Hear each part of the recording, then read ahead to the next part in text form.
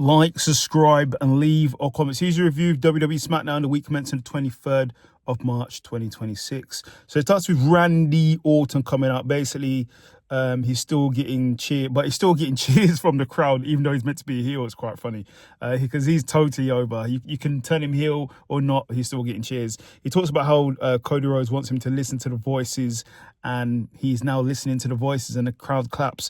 Matt Cardona then comes out to attack Randy Orton. We then have Nick Aldis gives Trick Williams a match at WrestleMania, but we're not sure what it is. Sami Zayn pulls up and says he wants a match, and then he attacks Trick, and we'll see what happens there. Then we have Randy wants to face Matt Cardona. He goes crazy. He tells Nick Aldis this, and Nick Aldis gives him the match. Then we have Charlotte Flair and Alexa Bliss versus the Bella Twins in a really good match. Go and watch it. But in the end, the Bella Twins get the victory. That's a bit of an upset. And then they're attacked by Nia and Lash, and then Lyra and Bayley come out for the save. Then we have R-Truth, Damian Priest, and Jelly Roll and Rhea Ripley all having words. Yeah, it gets a bit comedic there.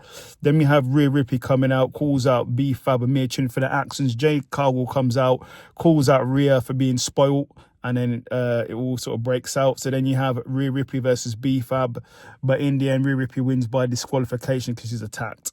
Then we have The Miz and Kit Wilson complaining about how they've been cursed, and then Danhauser pulls up to have a chat as well about things he wants, his demands, etc.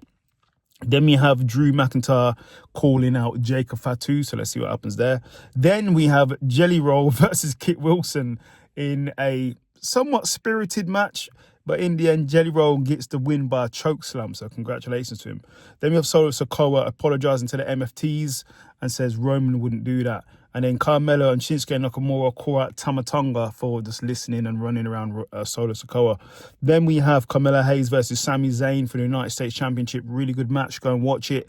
But in the end, it came down to interference from Trick Williams and new United States champion Sami Zayn, so congratulations to him.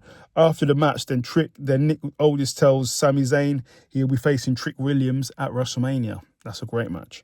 Then we have Jacob Fatu coming out, calls out Drew McIntyre for his actions.